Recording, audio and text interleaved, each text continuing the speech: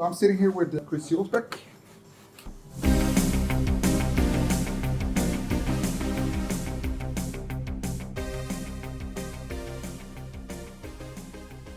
You're located in America right now, Yes. or for forever. Yeah. I moved to America in '98, so it's been 24 years now. And first I was in California near San Francisco.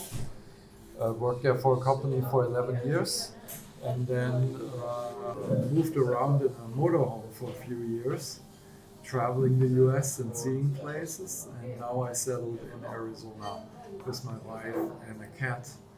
And we bought some land and we're in the process of building a house. Cool, cool. How did you get into the gaming industry? Yeah, so I really wanted to originally to do electronic music with synthesizers, but my family wasn't that wealthy, so we couldn't afford like really expensive synthesizer equipment and stuff like that. So I thought like, how can I make music with a synthesizer? And I saw an ad in a magazine for the Commodore 64, and it had a real synthesizer sound chip. And that was my idea. Okay, I could probably afford to get a Commodore 64 and start making music with that. And that was the basic idea. And then once I got the Commodore 64, I also wanted to do game design or become a game developer. And so it's just developed that way over a few years. I wasn't that good with game design or game programming, but a friend of mine had sold the game to a company, and he was working on the second game, and he needed sound and music for that. So I did the music for him, and that's basically how I got started. Were you into games when you got to 64, or you bought 64 just for synthesizer first? Yeah, so of course my family, I told that I would need the computer to do schoolwork and all that stuff, but when I got it home first, I was just playing games, of course, for a year or so. But you wanted to make music first of all, but you also played game on it. Correct, but the thing is also like I was very young and I didn't understand, like, okay, I get a C64 with that synthesizer sound chip, and I thought like, oh, now I'm gonna make music with it. But Right. There's no program. It's not like today where No. you get a computer or an iPad, you have like hundreds of programs to choose from, or apps to make music with. That didn't exist back then. So I had to learn programming, and then I learned basic programming, but it was too slow, and then I got into assembly. The machine code, and that was then fast enough to develop my own music program. So I had to make my own music program and then make music with that. Have you always stayed with your own software, or did there come software that you were like, oh, I can use this instead of my own, or did you get comfortable using your own stuff? Up until the Nintendo 64 and Nintendo GameCube, it was like software that I designed. Or had was like a collaboration. The last one, for example, was for N64, and those Nintendo machines was with Factor 5 together, but it's still based on the concept that I developed for the Commodore 64 and the Amiga. And so I use those, but nowadays you can just produce music like any other music is done in a studio, or now everything, all the production is virtual. You use high-end software and plugins to create it, but there's also like orchestral recordings nowadays and things like that. Back then you really had to program the music into the machine, because it was like depending on either sound chips or samples, MIDI, all that stuff. Nowadays you can just play a MP3 file essentially in the background. Those software that you created, were they like published and or used within the companies, or others used them, or did... Yeah, the first software that I developed was the Soundmonitor for the Commodore 64, which was just to help me get the sound data into the memory, because I used what was called a machine programming monitor program on the C64, putting in hexadecimal numbers into the memory. And I thought at some point this is too tedious. I need like a specific tool for that, and I called it the Soundmonitor. That's why, and it's kind of like the ancestor of modern trackers, if you will. And then later, one of the key concepts of that system was sound macros, which was like a little simple programming language to instruct the sound chip or whatever with a little tiny program that runs for each note that is played. And that concept has then survived until like N64, which was the last cartridge-based system, which you needed to do music with media and samples instead of storing an MP3.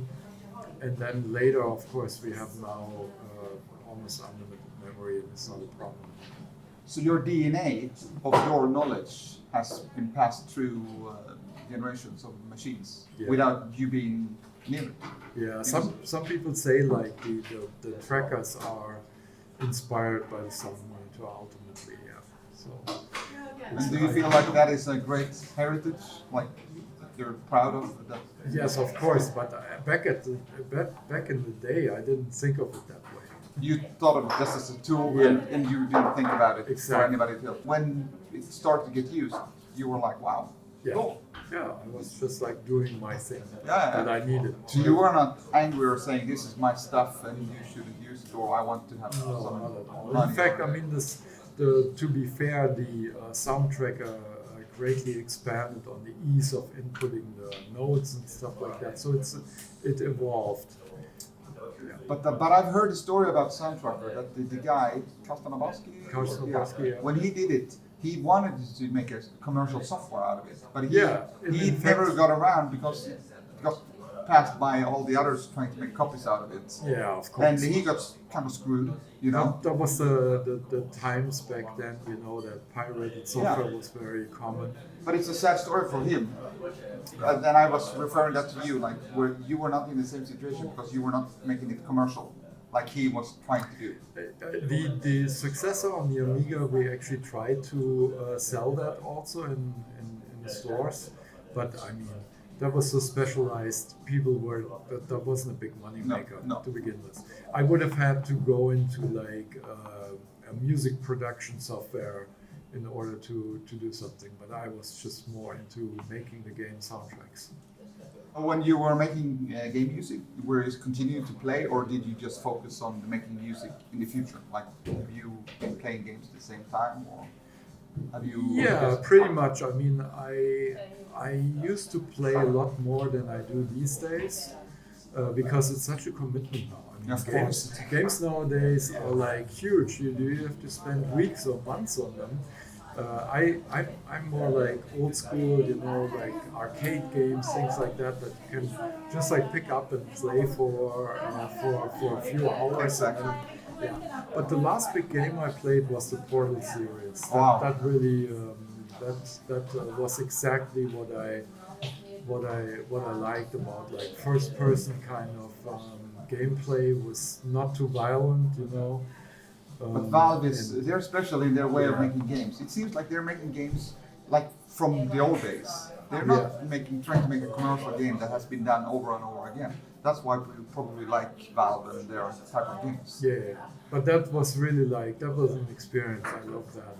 But that was the last big franchise I played, and then every now and then I, pick something up here and there. But it's not like in the old days where I would spend like days on games.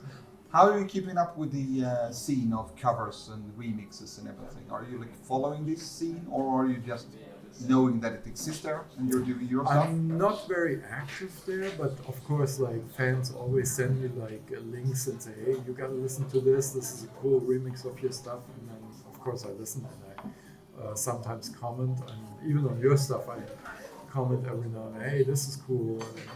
So I'm aware, but I'm not very active there. Yeah, so it's like a mix in between. Like you enjoy it, but not following it like really closely. Yeah, I'm not part of the community. Let's say that way, but I'm definitely aware. And you like it? It's very cool. Cool.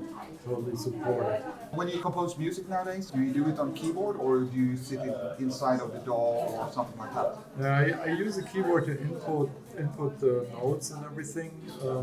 My preferred software these days is Steinberg Cubase, which I've actually started using in 1991 on the Atari ST. That was the best machine with that software at the time. It was like a built-in MIDI interface, and I used that, and we built our own studio back then. Yeah. Cool. Which song do you think has made the greatest impact of all your catalog of music? Like the song or game? It's got to be Turrican 2, right? I mean, that was. Turrican 1 was already like. The starting point where I could really do whatever I wanted. With the TFMX 7 channel. Did you do that for the Amiga? Yes. That was in Turrican 2, the title music was the first piece I did with it. And the reason for that was I had a colleague or friend over in Germany who worked for the Atari ST, and he had made a perfect Amiga emulation in software with the CPU on the Atari ST. So it was mixing 4 channels into the digital audio output on the Atari ST. And I thought like, hey, this is really cool. And he was like a mega programmer, hacker. I mean, he really optimized that thing. And I asked him if I could take his source code and port it back to the Amiga and then use that to mix 4 channels on the CPU, mix it into one of the Amiga channels and leave the other 3 untouched. Because if you do CPU mixing, stuff like that, it always degrades the quality a little bit. So instead of like, there was some other tracker, the Octa made, which did 8 voices, but it was like 2 and 2 and 2 and 2. So every channel of that was like basically touched by the CPU and degraded. And I thought like, if I have the 4 voices from that program on the Atari ST, and then 3 regular Amiga voices, I can choose which instruments to play with the original Amiga voices and which instruments to play with the CPU mix ones. And so that was the reason why it got 7 voices. Yeah. When that was done, were you going with TFMX all the way through the Amiga from that point, or did you do it when you needed it? No, I used it on a lot of projects after that, but of course it had to be where they had the CPU to do it. But the thing is, I used that there, and then even on the not the mixing part, but the sound macros that went onto the Super Nintendo, the Sega Mega Drive, and then later on the later Nintendo machines. Used the same way of doing. The same kind of sound macros where you could really do some cool stuff that wasn't possible otherwise. So it was more programmed than using the sound chips. In fact, even in-game, where you couldn't use that mixing, I did some tricks to make it sound like it's more voices than we're really playing by, for example, like combining drums and bass onto one channel, but not just like like changing every 16th note or whatever, but also like a very short drum sound, almost like an impulse, like for example a bass drum or very short snare drum or hi-hats, things like that. You could actually play and then play the bass tone right after. And you wouldn't hear that bass note didn't start where the drum started, but it would sound like 2 channels were playing at the same time. Things like that, tricks like that. And that you could do with the sound macros. Programming parts, how much is that into the TFMX for you to do that? Like, were you like equally much programming as making the music? When you were Turrican 2, for instance? In the beginning, actually, of my career, I was much more a programmer than a musician. In fact, I think after I stopped programming, I became a better musician overall. What kind of influences did you have as making music? Like from composers, like other game composers or external music? Yeah, so in my early days, I was a big fan of all kinds of electronic artists, like Tangerine Dream, Jean-Michel, Kraftwerk, those kind of guys, Vangelis, and others, and then a lot of pop music from the 80s, which was very synth-driven. Of course, yes. You know, like from new wave Britpop over to slightly embarrassing things like Italo disco. I love Italo disco, so that's that was all that stuff. So and then later I discovered like you know, passion for film music, you know, like John Williams, of course. That's a totally different genre. Yeah. Jerry Goldsmith, Alan Silvestri, and Hans Zimmer, and others. So that kind of stuff, and so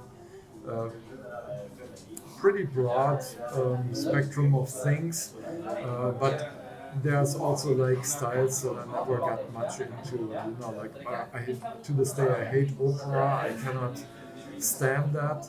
I'm not much into jazz music, even though I can appreciate some, you know, some smooth jazz things. But when it gets too wild, it's not for me. I like some classical stuff, classical composers, but I'm not that active with that. Yeah. Things like that. What are you doing right now? What kind of projects do you have? So I work on some game projects again. Most of them I can't talk about as usual because they're not announced yet. But I have new projects, and then also very important is for a few years now I'm doing this Patreon, where I do one music piece each month for my fans directly, and they're all royalty free. So I have 77 music pieces on there now, and I just released an album compiled of the best ones of that Patreon project. So that's awesome. That's called Lucid Dreaming. Thank you. Yeah, you're welcome. Thanks for the interview. Thank you very much.